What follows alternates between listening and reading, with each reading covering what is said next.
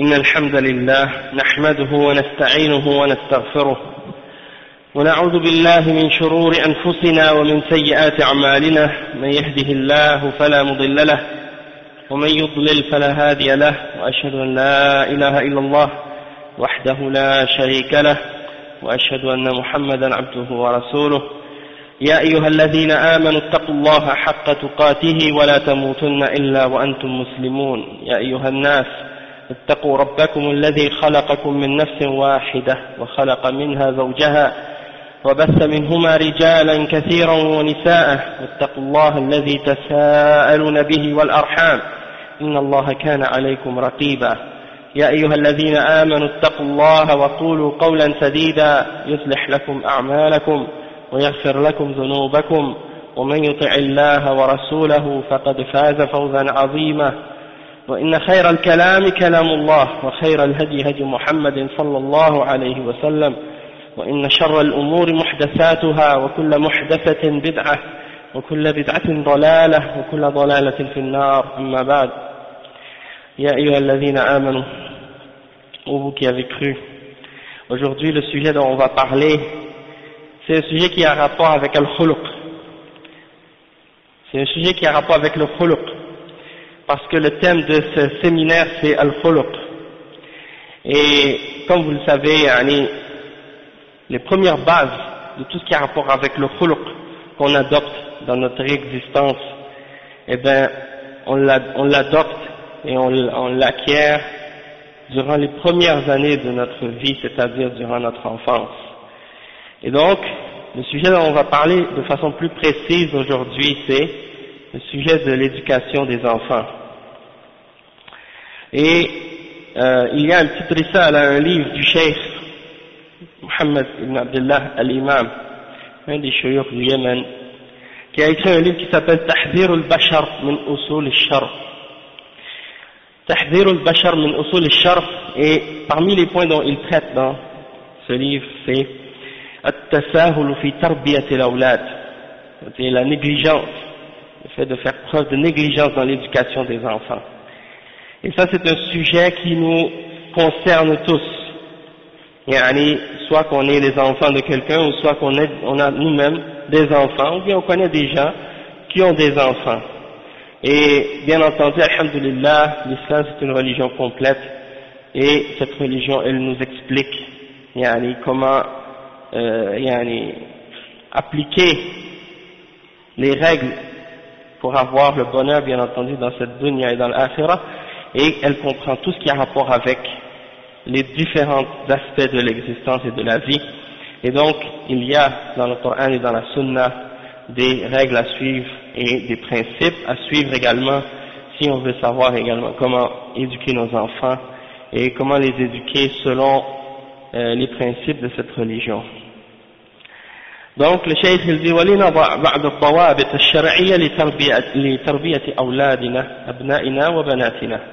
On va mettre quelques principes, on va expliquer quelques principes pour savoir comment éduquer nos enfants, nos garçons et nos filles, selon les règles de l'islam. Premièrement, il y a juste un point, avant de rentrer dans l'éducation, je veux expliquer en même temps quelques points, juste d'introduction, qui ont rapport avec al-khuluq. Parce que les gens ont tendance à parler de khuluq et à mettre beaucoup d'importance sur le khuluq. Mais il y a certains points qui ont rapport avec le khuluq qui sont fondamentaux, et ceux qui sont fondamentaux, c'est des points très importants que les gens ne prennent pas en considération ou bien qu'ils négligent. Et parmi ces points-là, il y a le fait que le premier khuluq, qui est le plus important parmi tous les aspects qu'on doit avoir, c'est le khuluq qu'on a envers Allah subhanahu wa ta'ala, notre khuluq avec Allah subhanahu wa ta'ala. Et beaucoup de gens parlent du khuluq des êtres humains les uns envers les autres, mais ils oublient le khuluq qu'on doit avoir envers notre créateur Allah subhanahu wa ta'ala. Si quelqu'un n'a pas un bon khuluq avec Allah subhanahu wa ta'ala, eh ben, il ne peut pas avoir un bon khuluq envers les créatures. Et même s'il a un bon khuluq envers les créatures, eh bien ce khuluq-là n'aura aucun poids dans la balance au jour de la résurrection. Donc il faut comprendre le lien entre le khuluq et الدين والعقيدة والتوحيد. Il y a un lien entre les deux. Donc ton khuluq s'il n'est pas basé sur les bases de cette religion, sur le tawhid et sur la sunna, alors ton khuluq n'aura aucune valeur au jour de la résurrection. Donc ça c'est le premier point. Donc première chose, tu dois avoir un bon khuluq envers Allah subhanahu wa ta'ala, envers le Coran, envers la sunna, envers le prophète sallallahu alayhi wa sallam, comment tu agis envers la révélation en général. Une fois qu'on a compris ça, on peut comprendre le lien qui existe entre le bon comportement et l'aqidah et le bon comportement et l'éducation des enfants également. Donc ça nous enligne sur cette voie-là. Parce que vous allez trouver beaucoup de gens qui sont des kuffars, qui ont un bon khuluq, un bon comportement, une bonne attitude, mais ça ne leur servira à rien puisqu'ils n'ont pas une bonne aqidah. Vous avez aussi des gens qui sont parmi différents gens de bid'a qui ont un bon comportement également, mais qui n'ont pas établi leur khuluq sur la sunna. Et donc ce khuluq-là n'aura aucun poids non plus, il ne sera pas accepté d'Allah subhanahu wa ta'ala. Donc, pour commencer, le premier conseil que le cheikh, ou le premier principe que le cheikh nous donne, c'est i'lam ayyuha al-ab, ayyatuha al-um, wa kullu wali anna kulla ma yahduthu min fasad awladika dhukuran aw inathan fa anta sharikuh bal alayka al-wizr al-akbar إذا كنت أنت المتسبب. قال رسول الله صلى الله عليه وسلم كل مولود يولد على الفطرة فأبواه يهودان أو ينصران أو يمجسان. متفق عليه من حديث أبي هريرة رضي الله عنه. Donc premièrement le chef il dit sache toi ou le père ou toi ou la mère ou bien n'importe quelle d'entre les personnes qui a une responsabilité, qui a une wilaya sur un enfant, que tout ce qui arrive de corruption chez tes enfants, hein, que ce soit des garçons ou des filles, alors sache que tu es un partenaire dans cette corruption-là. Et tu auras le poids, tu auras à porter le poids de cette corruption-là au jour de la résurrection, si tu es la cause, si tu as été une cause dans le fait que ton enfant a eu un mauvais comportement, ou bien s'il a été corrompu dans son caractère et dans sa personnalité et dans son comportement en général. Donc, le cheikh, il nous donne en premier une exhortation. Il s'adresse directement au père et à la mère et il essaie de faire comprendre qu'on a une responsabilité, puis que si nos enfants deviennent corrompus et que c'est à cause de nous, à cause de notre négligence, on aura des poids à porter au jour de la résurrection à cause de ça. Et il donne l'exemple des paroles du prophète sallallahu alayhi wa sallam, dans laquelle le prophète sallallahu alayhi wa sallam a dit, selon Abu Huraira, que chaque enfant est né sur la fitra, c'est-à-dire chaque enfant est né sur l'islam, et qu'il est sur le tawhid à la base. C'est ses parents qui le font devenir soit juif, ou soit chrétien, ou soit autre chose, majous, ou autre chose, athée, hindou, bouddhiste, peu importe. Hein, laïque, ou si c'est des questions de personnes qui sont nées dans des familles qui sont sur des formes de croyances qui sont en contradiction avec l'islam, mais qui s'apparentent à l'islam et qui disent qu'ils sont musulmans, sauf qu'ils font partie de Turuq Soufiyya ou bien d'autres groupes de bid'a, ben, leurs parents les font devenir ou les font entrer dans ces différentes tendances et dans ces différentes voies-là également. Donc tout ça, ça rentre dans ce contexte-là, et donc ça c'est un avertissement pour nous faire comprendre qu'on a une responsabilité dans l'orientation de nos enfants et dans l'éducation qu'on leur donne. انظر كيف جعل الرسول صلى الله عليه وسلم التهويد والتنصير في الأبناء من قبل الآباء والأمهات. فالأب أول مسؤول وآخر مسؤول عن فساد الأبناء مهما كان في المجتمع من انحراف وفساد فليس من عذر للآباء والأمهات عند الله عند أن يهملوا الأبناء، بخلاف لو انحرف الولد أو البنت بعد أن صار رجلا وقد قام الآباء والأمهات بتربيته من الصغر فلا إثم عليهم إن عجزوا في هذه المرحلة عن التربية. Le cheikh il explique, il regarde comment le prophète sallallahu alayhi wa sallam a fait que si cet enfant-là devient juif ou chrétien, c'est à cause des parents, comment les parents ont éduquer ces enfants-là. Et le cheikh, il dit donc que la responsabilité, ça revient aux parents et au père et à la mère, au père et aux mères. Et il dit que le premier responsable et le dernier responsable dans la corruption des enfants, ce sont les parents. Peu importe qu'est-ce qu'il peut y avoir de corruption et de déviation dans la société, les premiers responsables sont les parents.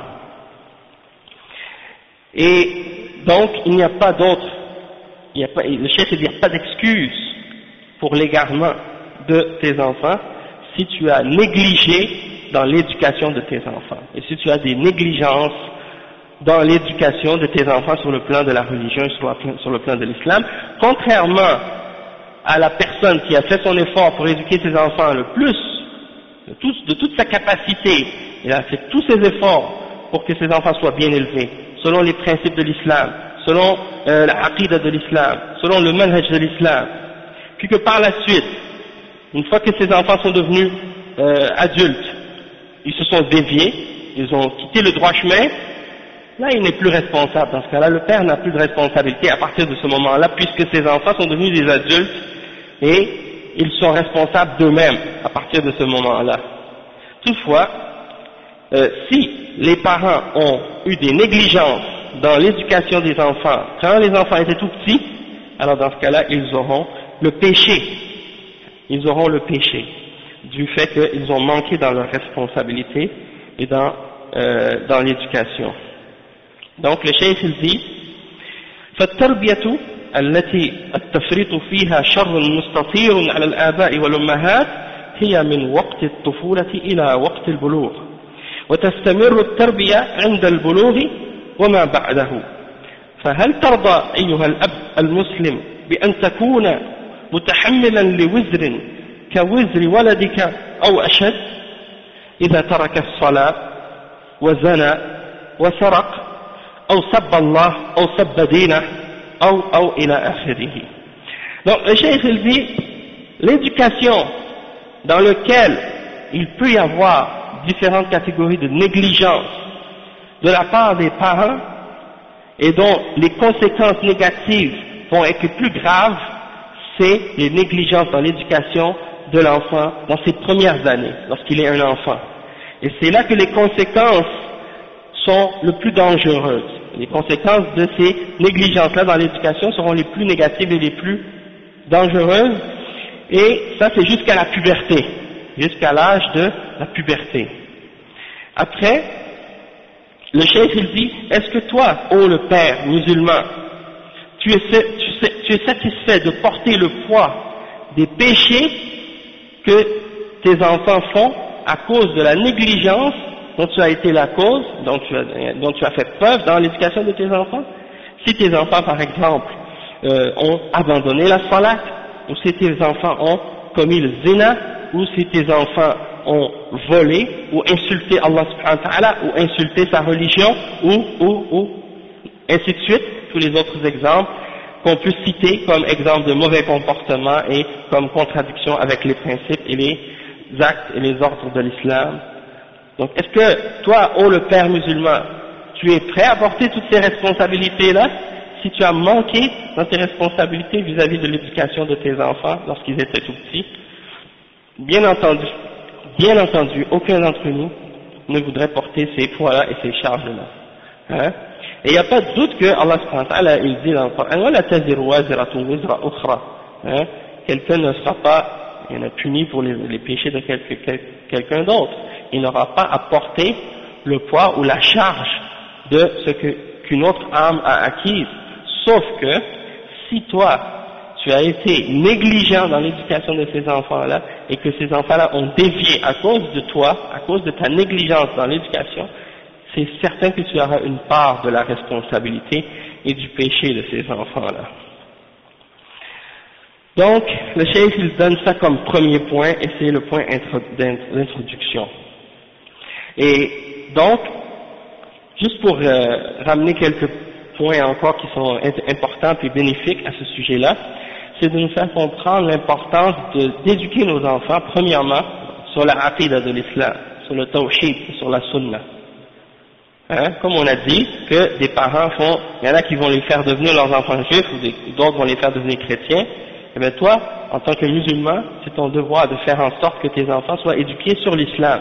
Et non pas sur n'importe quelle façon, n'importe quelle forme de compréhension de l'islam, sur l'islam qui est en accord avec le Coran, en accord avec la Sunna et la voie des salaf salih bien entendu, et de les protéger contre les innovations et les différentes formes d'égarement. D'accord? Parce que c'est pas seulement de dire ça y est mon enfant il est musulman puis par la suite tu le laisses dévier dans différentes formes d'innovation. Ça c'est très important de veiller à ce que tes enfants suivent la sunna. Et le cheikh faisait ensuite comme deuxième point innahu la qahra li aduwika illa bi tarbiyati waladik.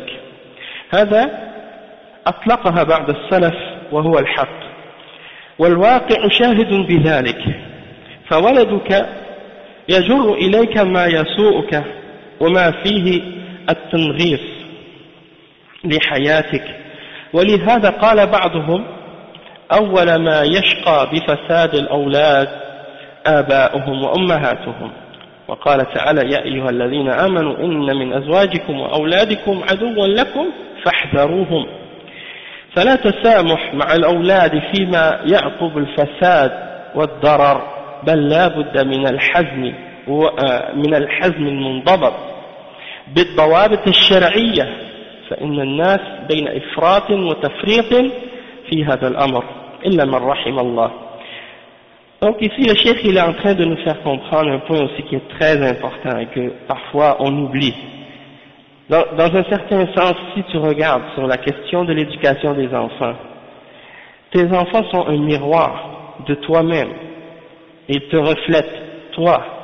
Lorsque tes enfants sortent à l'extérieur, eh bien, ils sont tes ambassadeurs. Ils sont tes représentants. Ce que tu leur as donné comme éducation, c'est ça ce qui reflète à l'extérieur. Donc, si tes enfants agissent mal, c'est le signe que toi, tu es une personne qui n'a pas donné la bonne éducation à tes enfants. Et donc de faire comprendre à tes enfants que lorsqu'ils sortent à l'extérieur, ils ont une responsabilité de bien faire paraître leurs parents. Et le chef, il essaie de nous faire comprendre que si tu n'as pas éduqué tes enfants correctement, tes enfants deviennent un ennemi pour toi. Tes enfants deviennent un ennemi pour toi. Et la seule manière que tu peux éviter de faire en sorte que tes enfants deviennent un ennemi, c'est de les éduquer d'une éducation correcte, d'une bonne éducation. Et c'est pour ça que cette parole-là, cette expression-là, ou cette compréhension-là, elle a été mentionnée par plusieurs parmi les salafs. Et la réalité qu'on constate, elle est un des meilleurs témoins à ce sujet-là. On peut tous en témoigner. On peut tous vérifier cette information-là et cette parole-là de la part des salafs salih. Parce que si tu n'as pas bien éduqué tes enfants, eh bien les répercussions et les conséquences retombent contre toi. Si tes enfants vont dehors et puis ils brisent les choses qui appartiennent à ton voisin, ou qu'ils cassent des choses dans la rue, et que les gens viennent, attrapent ton enfant et puis qu'ils l'amènent à la police, c'est toi que les gens vont venir et vont te demander de rembourser les choses que ton enfant a cassées dans la rue. Et donc, maintenant cet enfant-là, à cause du fait qu'il y a un manquement dans l'éducation, eh bien ça retourne contre toi par la suite. Et c'est toi qui en payes les conséquences, parce qu'on te demande de réparer et de payer pour les erreurs et les fautes de ces enfants-là. Hein? Et si ces enfants-là font des crimes ou des choses illégales, et qu'ils se font attraper par la police, c'est la honte par la suite pour toi et pour ta famille. Hein? Et non seulement ça, yani par la suite, subhanallah, yani les répercussions qui viennent de ça, du fait que tu dois payer dépenser beaucoup de ta poche pour réparer de ces erreurs et de ces problèmes-là. Tout ça, c'est dû au manque dans l'éducation des enfants.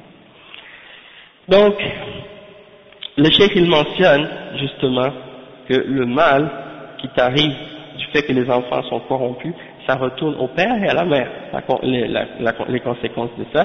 Et il mentionne le verset 14 dans Surat At-Taghabun, ô vous qui avez cru, il y a en vos épouses et en vos enfants un ennemi pour vous, alors prenez garde. Faites attention.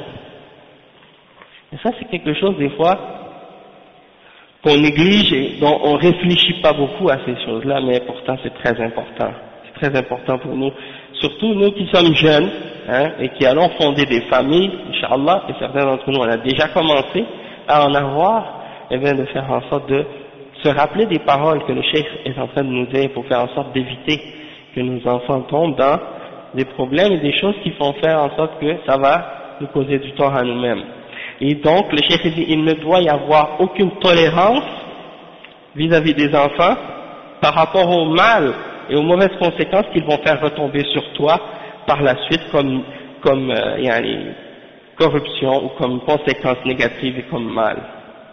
Et le cheikh il dit qu'il faut donc garder ces principes-là d'une manière qui est ferme, avec beaucoup de fermeté dans l'éducation des enfants, et également prendre en considération les principes islamiques selon la charia, comment éduquer ces enfants-là aussi, parce que les gens sont souvent dans un extrême ou dans l'autre. Il y a des gens qui sont très très très stricts avec leurs enfants, mais dans une attitude qui est complètement dépassée, qui dépasse les limites de l'islam. Il y en a qui agissent avec leurs enfants comme des dictateurs, mais pas par rapport, ils ne se basent pas du tout selon le Coran et sur la Sunna, ils se basent selon leur passion et leurs désirs, ou bien selon leur mentalité ou leurs coutumes, mais ils ne retournent pas au Coran, ils ne retournent pas à la Sunna pour être justes et être honnêtes, et ils n'ont aucune miséricorde avec leurs enfants. C'est seulement des insultes et des coups et des criages sur les enfants, comme s'ils parlaient avec des bêtes. Hein? Et de l'autre côté, il y en a, c'est la liberté totale qu'ils donnent à leurs enfants, aucune limite, aucune discipline. Hein? On dirait qu'ils ont eu des oiseaux et qu'ils les ont laissés voler comme ça quand ils étaient tout petits, comme s'ils allaient jamais revenir par la suite. Et nous, on est des êtres humains, on n'est pas des oiseaux. Hein? Donc nos enfants, ils partent mais ils reviennent. Et donc il faut faire en sorte que ils soient éduqués avec les principes et les règles de l'islam pour qu'ils comprennent et qu'ils sachent comment agir envers leurs parents, comment agir envers leurs proches, comment agir envers les musulmans et envers les non-musulmans aussi, etc., etc. Donc éviter les extrêmes. Et le cheikh il dit que la plupart tombent dans des extrêmes, excepté ceux à qui Allah a fait miséricorde. Ensuite, le cheikh il mentionne comme troisième point, التربية تكون في البيت وفي خارجه كالشارع وأماكن الدراسة والمسجد والرحلات إلى غير ذلك. أما في البيت فلا بد من إخراج آلات الفساد بشتى صنوفها وأنواعها، وإلا فلا تربية، بل هدم من الأساس، ويكون بتصحيح الألفاظ والحركات والتصرفات التي تحدث من الأبناء. فلو أن الولد سرق في البيت أو سب أو لعن أحدا في البيت فيؤدب. Cheikh, qu'est-ce qu'il explique ici? Il dit que l'éducation, elle doit être à l'intérieur de la maison, mais elle doit être également à l'extérieur de la maison. Et dans les rues, et dans les lieux d'apprentissage, comme dans les écoles, et également dans la mosquée, et dans les voyages ou les autres endroits en général. C'est-à-dire que l'éducation des enfants, ça doit se faire pas seulement à la maison. Il y en a qui pensent que l'éducation c'est seulement à la maison. À l'extérieur de la maison, ils laissent les enfants faire n'importe quoi. Donc ça c'est très important. Le cheikh il dit, et en ce qui concerne l'éducation des enfants à la maison, eh bien ça commence par justement enlever ou faire sortir de la maison tous les éléments qui peuvent amener la corruption à l'intérieur. Parce que souvent on blâme l'extérieur pour le mal. On dit nos enfants ils sont impolis, ils sont mal élevés, c'est à cause de ce qu'ils ont appris dehors. Et on oublie que parfois les causes de corruption et de déviation dans le comportement et dans le caractère des enfants commencent à l'intérieur même de la maison, parce qu'il y a une fenêtre dans les maisons que parfois on oublie. Il y a les fenêtres pour voir dehors dans la rue, mais il y a aussi une fenêtre pour voir dans le monde tout ce qui se passe de désordre et de corruption, et c'est la télévision. Hein? Et ça, c'est une des fenêtres que les gens, ils n'ont aucune surveillance sur qu'est-ce que les enfants regardent. Et parfois même, Allah al-Musta'an, dans certaines familles, dans certaines cultures en particulier, Allah al-Musta'an, la maison est dans le centre la télévision est dans le centre de la maison, c'est-à-dire l'endroit où tout le monde se réunit dans la famille pour discuter ou pour parler ou s'asseoir, hein, socialiser ensemble. Et bien, à cet endroit-là en particulier, c'est là qu'il y a une grosse télévision en plein milieu, et les gens sont là assis, le père, la mère et les enfants et les amis, tous assis en train de regarder cet appareil. Et qu'est-ce qui arrive comme conséquence, Allahu al-Musta'an, dans ces circonstances-là? Il y en a qui disent, bon, nous, on veut juste regarder des durus, on veut juste regarder la salat à Mecca, hein, ou des choses de ce genre. Mais il y a des problèmes aussi dans le sens que, parfois, ils écoutent une émission, et puis, au début, il n'y a pas rien qui est haram dans l'émission en apparence. Une fois, en plein milieu, il commence à y avoir certaines scènes, et là, tout le monde est assis avec les parents et les enfants ensemble, et tout le monde est gêné parce que on est là, puis on a honte de changer de poste, ou bien on est gêné par ce qui se passe, personne ne dit rien, et ceux qui ont le plus de pudeur, ils vont baisser les yeux, mais sinon, on est embarrassé dans cette situation-là. Et les parents sont embarrassés envers leurs enfants, et les enfants sont embarrassés parce que leur parent est présent en train de regarder ces choses-là en même temps. Et ça, c'est bien entendu des choses qui détruisent le caractère et la pudeur et le respect entre les gens qui sont assis là, en particulier. Parce que l'islam nous ordonne d'ordonner le bien et d'interdire le mal. Et que lorsqu'on voit un mal, il faut le changer et l'interdire. Et si on ne peut pas avec la main, alors avec la langue. Et si on ne peut pas avec la langue, avec le cœur, et que ça c'est le minimum de la foi. Donc, parfois il n'y a pas ce principe de al-amru bil ma'ruf wa nahy 'anil munkar présent dans la maison à ce moment-là. Et donc, ça amène de la corruption et des problèmes dans le comportement et dans le caractère. Donc il faut, comme le cheikh le dit, faire sortir de la maison tous les outils qui peuvent être des causes de corruption et de désordre à l'intérieur de la maison, qui vont détruire toute éducation que tu essaies de bâtir. Toi, tu essaies de bâtir tes enfants, tu essaies de les éduquer, comme quelqu'un qui veut faire pousser une plante. Eh bien, tu vois que est-ce qu'il y ait une bonne lumière, est-ce qu'il y ait une bonne température, tu veilles à ce qu'il y ait, tu les arroses régulièrement, pour qu'ils poussent en santé et qu'ils soient forts. Hein? Eh bien, tes enfants, c'est la même chose. Et pour faire en sorte que cette éducation-là soit bien établie, eh bien, il faut faire en sorte que tout soit pris en considération. Et que tu fasses attention à tout ce qui pourrait rentrer et détruire tout ce que tu es en train de bâtir. Hein? Pour pas qu'il y ait des choses qui vont démolir tout ce que tu essaies de faire toi. Donc, le cheikh dit que tu prends en considération et tu corriges tout ce qui peut sortir de tes enfants comme erreur ou comme problème dans leur comportement. Que ce soit par exemple dans les mots qu'ils utilisent. Si tu vois que ton enfant, garçon ou fille, prononce des mauvais mots, tu corriges ça.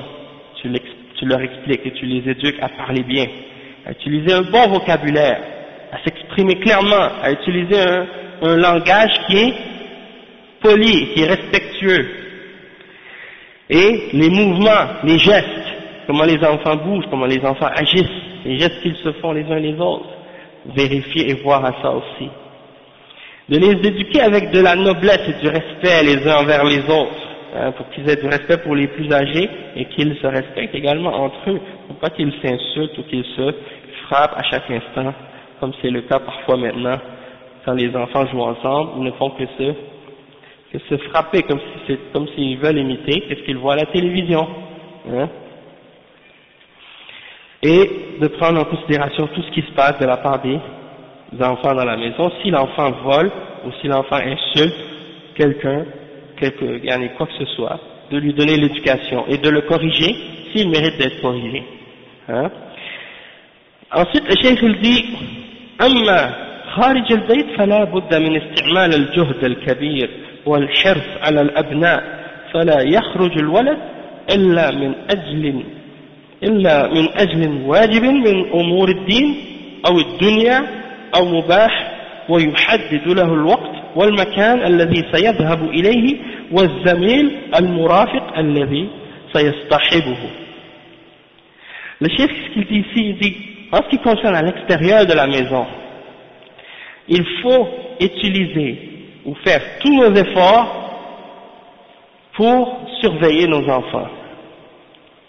Alors on ne laisse pas l'enfant sortir, sauf pour quelque chose qui est obligatoire, soit que ce soit dans les questions de din ou dans les questions de dunya, comme sortir pour aller prier à la mosquée ou pour aller à l'école ou des choses de ce genre, ou bien quelque chose qui est permis, qui est mubah. Et il lui donne un temps limite pour sortir. C'est-à-dire, il sort à telle heure et il rentre à telle heure. On ne le laisse pas sortir n'importe quand, n'importe où, n'importe comment. Non, tu sors à telle heure, tu rentres à telle heure. Hein? Et l'endroit où il va, ça doit être spécifique et délimité. Tu ne vas pas aller à tel endroit alors que tu as dit que tu voulais aller à cet endroit-là. Non, tu dis que tu vas là et tu vas là, et quand tu as terminé, tu reviens à la maison. Hein? Et avec qui il va y aller, c'est-à-dire de surveiller avec qui il va partir à cet endroit-là et avec qui il va revenir. Tu ne le laisses pas traîner avec n'importe qui, ton enfant. Tu ne laisses pas marcher dans la rue avec n'importe quel ami dans le quartier. Non, tu vérifies avec qui il marche et tu dois prendre en considération qui sont ses amis et surveiller avec qui il fréquente. Ça, c'est des choses aujourd'hui, les musulmans, ils ont pris à la légère, subhanallah. Et je ne sais pas si, il y en a à qui j'ai mentionné l'exemple déjà, il y en a à qui j'ai mentionné l'exemple au Canada, subhanallah, quand j'étais au travail une fois, et puis, il y a une femme juive qui est venue pour acheter, avec ses enfants. Parmi les enfants qui étaient là, hein, c'est des juifs orthodoxes qui viennent de New York. Sont très religieux. Ils sont dans l'égarement bien sûr, mais ils sont accrochés à leur égarement plus que les autres. Eh bien, Allah al-Musta'an, elle avait un petit garçon qui ne devait pas dépasser 3 ans, 2 ou 3 ans. Et le petit, il n'arrêtait pas de me fixer. Il n'arrêtait pas, il me regardait avec ses yeux. Et puis il me posait la question, Are you a boy? Are you a goy? Et en français, qu'est-ce que ça veut dire? Est-ce que tu es un goy? Et un goy, chez les juifs, c'est celui qui n'est pas juif. Il l'appelle goy. Hein? Alors il n'arrêtait pas de me poser cette question-là à répétition, sans arrêt. Est-ce que tu es un goy? Est-ce que tu es un goy? Ma mère lui dit, arrête, laisse le monsieur tranquille. Il continue quand même, et il me fixe. J'ai dit, subhanallah, regardez comment ces gens-là éduquent leurs enfants à cet âge. À cet âge-là déjà, il a même pas 3 ans, et il est déjà capable de savoir ou de poser les questions pour savoir est-ce que tu es juif, est-ce que tu n'es pas juif. Aujourd'hui, les enfants musulmans, comment ils sont éduqués par leurs parents? Ils ne sont pas éduqués sur l'aqida. Et quand ils vont sortir de, ils vont pas dire est-ce que c'est un kafir, est-ce que c'est un musulman? Non. Parce que les parents n'ont pas éduqué leurs enfants à faire cette distinction-là entre les gens, selon l'iman, selon la din, selon l'aqida. التربية العقائدية التربية السلفية الإسلامية. Ils n'ont pas cette éducation-là. Pourquoi? Parce qu'on ne les éduque pas sur leur aqida depuis qu'ils sont tout petits. Contrairement aux sahaba, comment eux éduquaient leurs enfants. Nous, on ne prend pas ça en considération. Toutefois, nos ennemis, eux, oui. Ils prennent en considération l'éducation de leurs enfants depuis qu'ils sont tout petits. Et c'est pour ça que lorsqu'il a vu une barbe, il était comme confus. C'est plus, est-ce qu'il est juif, est-ce qu'il n'est pas juif? Le petit, il ne sait pas, il ne comprend pas. Il est trop jeune encore. Mais il veut comprendre, alors il pose la question. Si nous, on éduque nos enfants comme il faut, que ce soit des garçons, que ce soit des filles, à être capables et à poser des questions et à distinguer entre les mu'minins et les kafirines, on va voir que par la suite ça va avoir un impact et des conséquences dans leur comportement par la suite. Les juifs, laissez-moi vous dire, Allah musta'an, ces gens-là, ils laissent jamais traîner leurs enfants avec un enfant qui n'est pas juif. Et même depuis qu'ils sont tout petits, ils les habillent de façon différente des autres, pour pas qu'ils veuillent non pas pour pas qu'ils se mélangent, pour même pas qu'ils veuillent se mélanger. Parce que même depuis qu'ils sont tout petits, étant donné qu'ils ne sont pas habillés pareil, tout de suite ils voient qu'ils ne font pas partie de nous et on ne fait pas partie d'eux. Et nous, les musulmans, Allah al-Musta'an, nos enfants, on les habille comme les kuffars. Parce qu'on croit que parce que ce sont des enfants, c'est pas nécessaire de les distinguer, puisqu'ils sont petits. Et ça, c'est une erreur.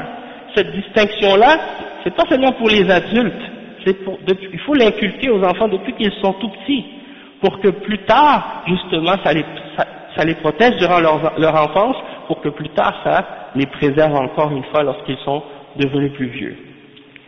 Mais on est loin de ça encore, hein, mais c'est juste pour nous faire comprendre à quel point c'est important de veiller à ces choses-là, et de les prendre en considération, et de faire attention justement, parce que sinon, tu vois, comme des frères m'ont dit, hein, tu vois le père avec la barbe et le qamis, et tu vois la mère avec le sitar, le djildab et tout, et la petite fille en mini-jupe ou je sais pas quoi, hein. Il la laisse s'habiller n'importe comment. Et le garçon, la même chose. Hein. Et puis ils vont dire, bon, on a des contraintes, il faut les envoyer à l'école, ici c'est laïque, et puis etc., etc. Bon, on est responsable de ça aussi, d'envoyer nos enfants dans ces écoles-là, on a la responsabilité. Parce que nous, les musulmans, illa man rahim Allah, on n'aime pas sortir de l'argent de notre poche pour nos enfants et pour leur éducation. On attend que ce soit des non-musulmans qui dépensent pour faire des écoles pour nous, et puis après on se plaint par la suite que nos enfants ne sont pas bien éduqués et qu'ils n'ont pas les principes, ils n'agissent pas selon les règles de l'islam. Et après on se plaint, nous, on dit ah mais nos enfants ils agissent pas comme des musulmans, ils n'ont pas le bon comportement islamique. Mais tu donnes tes enfants à tes ennemis pour que eux les éduquent pour toi. Comment tu penses que eux ils vont les faire sortir, tes enfants? Le fruit de ton âme, le fruit de ton cœur, hein, yani tu le donnes à tes ennemis pour que eux les éduquent à ta place. Qu'est-ce que tu penses? Comment tu penses qu'ils vont sortir? Hein? Subhanallah. C'est comme si quelqu'un, par exemple, je sais pas moi, quelqu'un qui est en Palestine, et puis il envoie son enfant se faire éduquer chez les Juifs. Comment il va sortir cet enfant-là? Nous on n'est pas, ça c'est un autre pays, une autre réalité, mais malgré tout on a une divergence entre nous et les aqidah de ces gens-là. Il faut prendre en considération que la différence elle est au plan de la aqidah, et au plan de la croyance et du comportement et de tout ce qui s'ensuit. Hein? Donc tout ça c'est des choses qu'il faut prendre en considération. Le cheikh il dit, à l'extérieur de la maison, il faut faire beaucoup d'efforts pour que nos enfants, respectent les exemples qu'on a mentionnés. Un des salafs, parmi les salafs, il a vu son enfant sortir de la maison de Mubtadi'. Il lui a dit quoi? Il lui a dit, oh mon fils, je préfère que tu sortes de la maison des gens qui boivent de l'alcool et qui font le zina ou des péchés comme ça, que de te voir sortir de la maison d'un de ces mubtadi'. Parce que si tu meurs sur les exemples des bid'ah de ces gens-là, tu vas rencontrer Allah subhanahu wa ta'ala et tu n'auras pas de foi peut-être. Hein? Surtout qu'il sortait de la maison de Amr ibn Ubayd, un des Mu'tazila à l'époque, qui niait les noms et qui niait les attributs d'Allah subhanahu wa ta'ala. Donc c'est de danger de laisser les enfants, non seulement par rapport aux kuffars et de leur effet sur nos enfants, mais même parmi ceux qui se disent musulmans, faire attention à qui ils fréquentent parmi eux. Et ça c'est par rapport aux bid'ah, parce que les bid'ah c'est plus dangereux que les péchés. Et le cheikh il dit pas ça pour dénigrer le danger des péchés. Le péché c'est grave aussi, c'est dangereux. Sauf que la bid'a c'est plus dangereux encore. Parce que la bid'a, tu le fais pour te rapprocher. Eux, les gens qui font la bid'a, ils la font pour se rapprocher à Allah subhanahu wa ta'ala. Tandis que le péché, il n'y a personne qui fait un péché puis il pense que ça le rapproche à Allah. Donc la plupart des gens qui font des péchés, ils ont des remords dans leur cœur quand ils le font et ils cherchent à se repentir et à demander pardon à Allah subhanahu wa ta'ala après l'avoir fait. Mais celui qui fait une bid'a, lui, au contraire, il pense que quand il le fait, Allah est content de lui, il pense que lui, il se rapproche à Allah subhanahu wa ta'ala par cette bid'a. Donc ça c'est dangereux, plus dangereux que le péché. Donc tout ça, c'est un rapport aussi des exemples par rapport à l'éducation des enfants. Ensuite, le cheikh dit ويجعل المسلم من يساعده في معرفة أحوال ولده خارج البيت من الرجال الأخيار والنساء الطيبات مع البنات وكلما علم أنه تجدد للولد ميول إلى شر قام المربي بقطع أسبابه.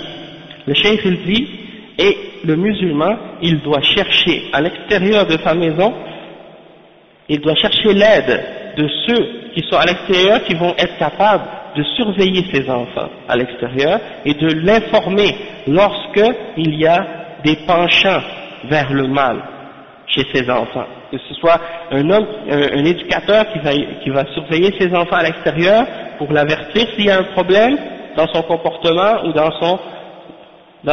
ses actions, ou bien pour une fille, une femme qui est une femme pieuse, qui est croyante, qui va surveiller sa fille à l'extérieur.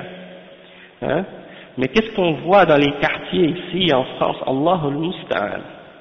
Subhanallah. Déjà qu'ils vous ont mis dans des quartiers en béton où il n'y a pas d'air, il n'y a pas d'arbres, il n'y a pas de respiration, maintenant, alhamdoulilah, il y a des améliorations, mais déjà, il y a juste cette atmosphère-là dans certaines régions où je suis allé en France. Déjà, si tu ne sors pas avec des problèmes psychologiques, c'est bien. Parce que l'environnement dans lequel ils vous ont mis, subhanallah, c'est bon pour faire des asiles psychiatriques. C'est vraiment mauvais pour le moral. Sérieusement, pour le moral, ça pèse lourd. Ils vous ont enfermés comme dans des sardines, dans des blocs de béton. Et ça, c'est très très mauvais. C'est pas bon pour vous. C'est pas bon pour votre santé. C'est pas bon pour votre épanouissement. Et sur le plan de la société, ça crée plein de problèmes sociaux, hein? beaucoup de mal dans la société. Ça. Donc c'est pour ça que maintenant on voit les conséquences et les effets, qu'est-ce qui se passe dans les quartiers avec les jeunes. Hein? Et le mal, ça se propage beaucoup plus vite dans des quartiers comme ça que dans des sociétés traditionnelles où les maisons sont séparées les unes des autres, où il y a de l'espace pour respirer. Et où tu peux surveiller tes enfants, tu peux savoir où est-ce qu'ils vont et qu'est-ce qu'ils font. Mais c'est pas le cas ici. Quand la mère habite au 6e étage, et puis qu'elle peut juste les voir par une petite fenêtre de quelques pouces, elle peut même pas savoir où est-ce qu'ils sont quand ils sont dehors et avec qui ils traînent dans la rue. Et bien ça c'est normal par la suite que les enfants vont s'égarer. Et donc de veiller, de faire attention dans quel quartier tu vas habiter. Où est-ce que tu vas mettre tes enfants? Où est-ce que tu vas les éduquer, ces enfants-là? Hein? De quitter des endroits ou des lieux. Regardez par exemple l'homme qui avait tué 99 personnes. Il a tué 99. Il est allé voir un abid, un adorateur ignorant. Il lui a demandé, est-ce que je peux me repentir? Est-ce que j'ai une tauba? L'homme lui a dit non, pas de tauba. Il l'a tué, il a fait 100 avec lui. Il est allé voir un alim, un homme qui a de la science, qui a du savoir de l'islam. Il a dit, est-ce que je peux me repentir? J'ai tué 100 hommes. Il a dit, oui, tu peux te repentir. Tu dois aller dans telle ville où les gens adorent Allah subhanahu wa ta'ala. Alors il est parti, il est allé là-bas. Pourquoi? Parce que le fait de changer d'environnement, d'aller vers là où il y a des gens pieux, ça t'aide à changer toi-même, à changer ta personnalité, à changer ton caractère, à changer ton comportement. Parce qu'on a tous des problèmes de comportement et de caractère quand on grandit dans une société qui est à l'envers, qui vit selon des principes qui sont contraires aux principes de l'islam. Donc le fait de voyager, d'aller dans un pays ou dans un endroit ou dans une ville où les gens adorent Allah subhanahu wa ta'ala et où ils connaissent Allah subhanahu wa ta'ala, où ils ont un bon comportement, ça peut avoir un effet positif sur notre comportement à nous et encore plus aussi sur nos enfants. Hein? Quelqu'un par exemple qui a eu des petits-enfants ici, puis qui a déménagé, qui est allé vivre dans un pays musulman, et ses enfants ont étudié l'arabe et le Coran, il revient ici 10 ans après, ses enfants, vous mettez ses enfants à lui, et vous mettez les enfants des gens qui sont grandis ici, un à côté de l'autre, et vous voyez la différence. Parce que l'environnement où tu vis a un impact sur ta mentalité, sur ta personnalité, sur ton comportement, sur ton attitude. Tout ça c'est important. Donc, de prendre de l'aide avec les gens qui sont à l'extérieur pour vérifier et surveiller tes enfants. وللأسف أن من الآباء والأمهات من يحرصون على الأبناء في البيت فإذا خرجوا تركوهم على ما يريدون وهنا يستطيع الذكور والإناث أن يتظاهروا لآبائهم بالصلاح والأدب فيظن الأولياء أنهم في خارج البيت كذلك وهذه قضية التنبه لها مهم جدا ومن التقصير في تربيتهم أن الأولياء يحذرون الأولاد أو الأبناء من أخطار خارج البيت يخافون عليهم منها ولكن إذا خرج الأبناء لم يتابعهم الآباء اكتفاء بالتحذيرات وهذا تقصير لا بد من تداركه.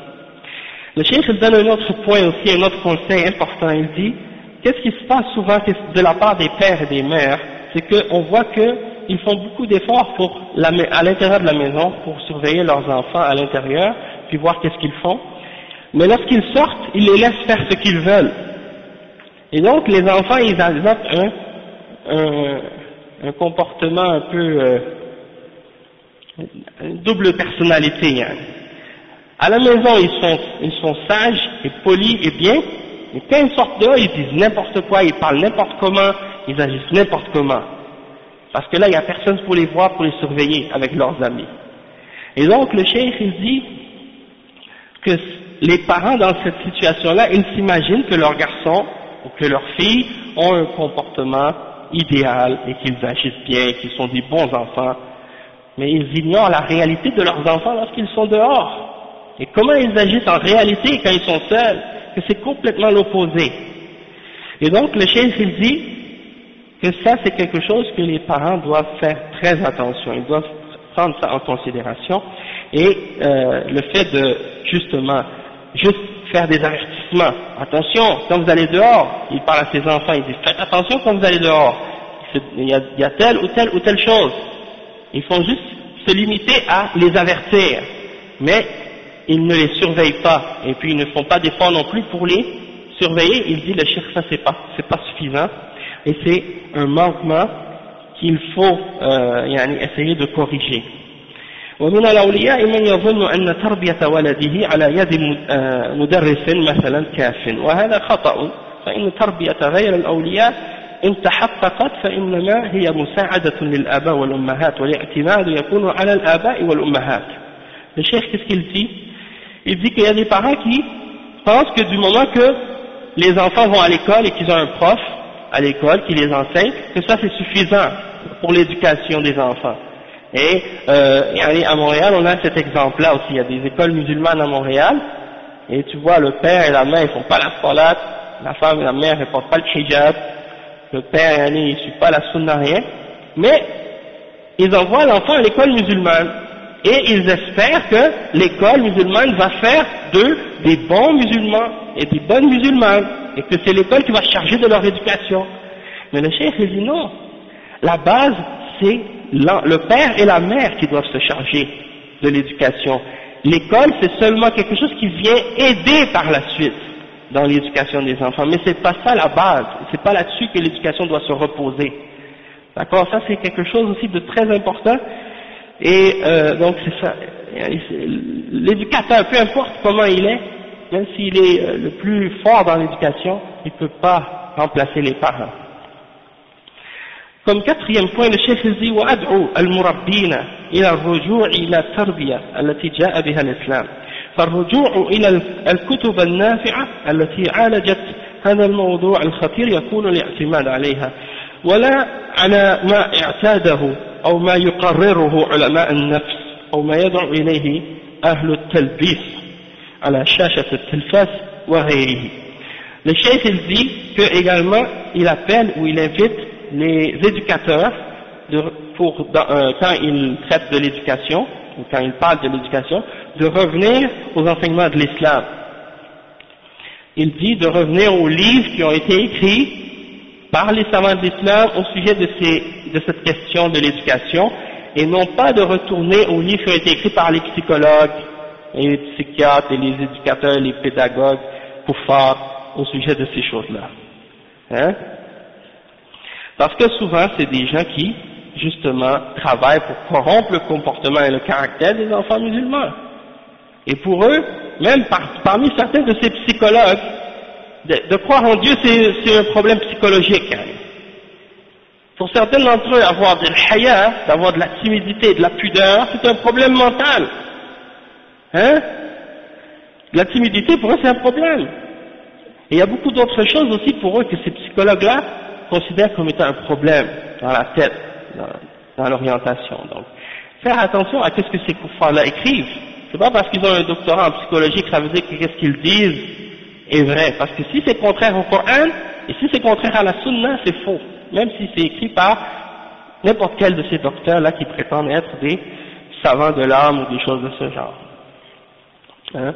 Parce que psyché, la psychologie, ça vient de psyché, le mot psyché c'est l'âme en grec.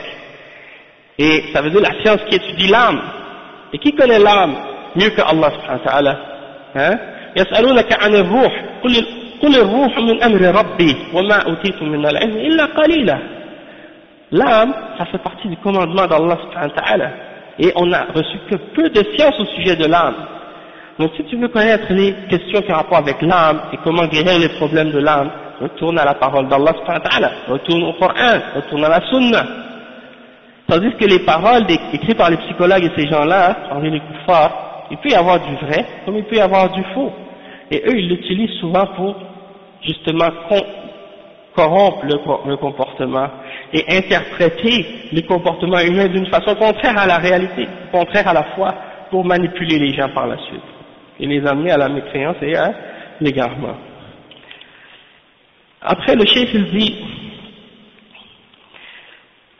comme cinquième point, ومن أعظم أسباب عدم اقتناع بعض الأبناء بتربية الآباء كون الآباء والأمهات غير صالحين وملتزمين بالإسلام كله كما ينبغي، فلا بد من أن يلزم الآباء والأمهات أنفسهم بالأخلاق الحميدة، فإذا كان المربي يقول للولد لا تكذب وهو يكذب عليه، أو لا تخدع وهو يخادعه، أو لا تنظر إلى كذا من الحرام وهو ينظر، فهنا قاسمة الظهور.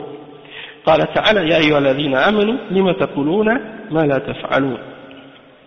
Le cheikh il dit qu'une des raisons pour lesquelles souvent les enfants ne sont pas convaincus par l'éducation de leurs parents, c'est parce que les parents ne donnent pas l'exemple même et qu'ils font le contraire de ce qu'ils ordonnent à leurs enfants de faire. Et donc, comme le cheikh il l'explique, le cheikh il dit,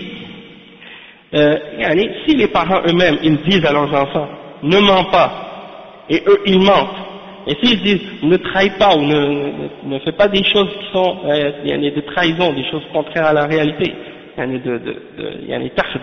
veux tromper, trahir les gens, et puis eux-mêmes ils le font, parle pas dans le dos des gens et eux ils parlent dans le dos des gens, et ben, ou ne regarde pas telle ou telle chose qui est haram et eux ils le regardent, comme certains parmi les kuffars.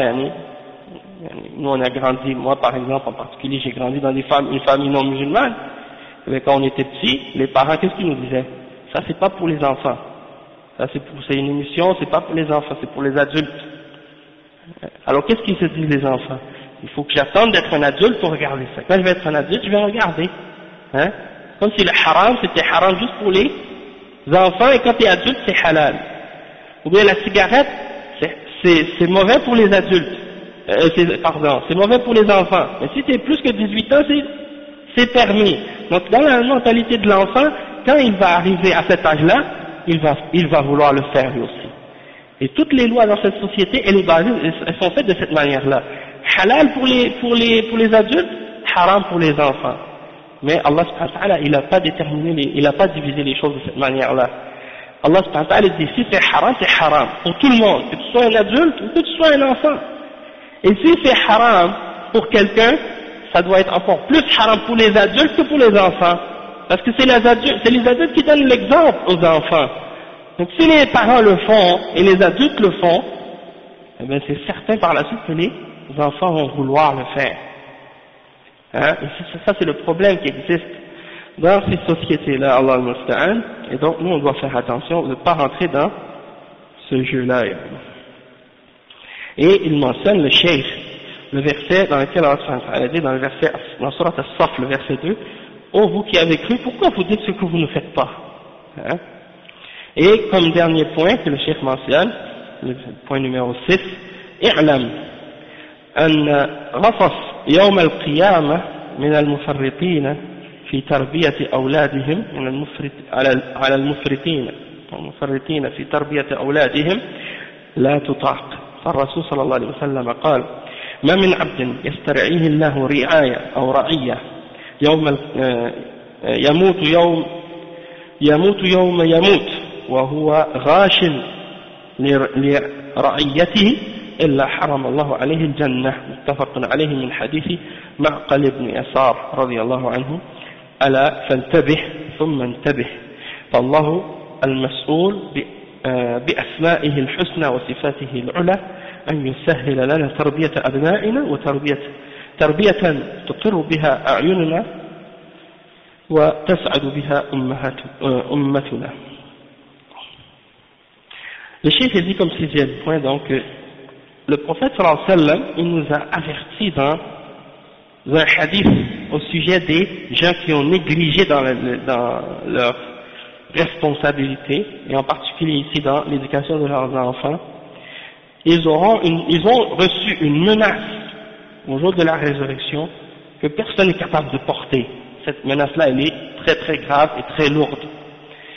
C'est-à-dire que le messager d'Allah sallallahu alayhi wa sallam a dit, il n'y a pas un serviteur à qui Allah a donné une responsabilité, une charge, et qu'il meurt, au moment où il meurt et il a trahi ou il a manqué à cette responsabilité-là, excepté que Allah subhanahu wa ta'ala lui interdira le paradis.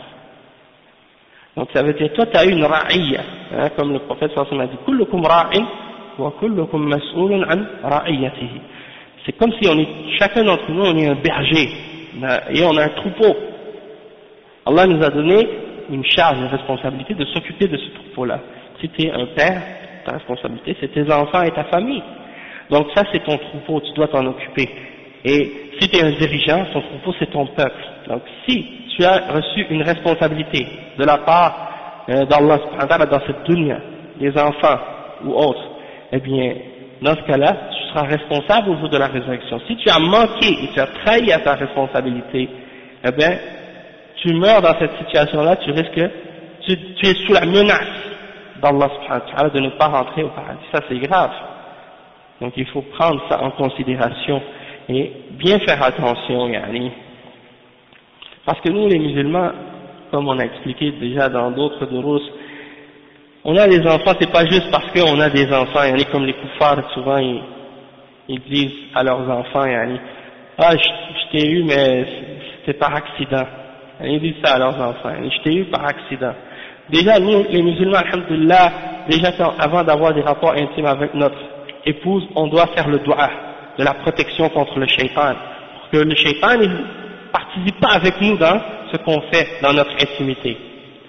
Et déjà ça veut dire qu'il y a le niyya qui est là, on demande à Allah de nous protéger contre le shaitan et de protéger ce qu'on va recevoir comme risque par rapport à cette intimité-là qu'on a avec notre épouse. Donc, déjà en partant, le niyya elle est là. Hein?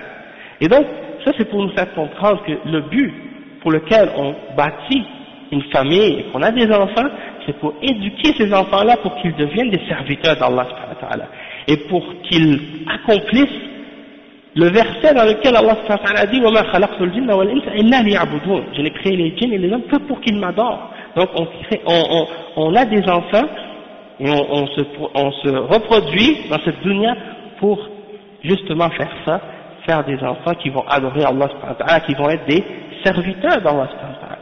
Et le prophète sallallahu alayhi wa sallam a dit tazawwaju al-walud al-wadud fa inni mukathirun bikum al-umam yawm al-qiyamah.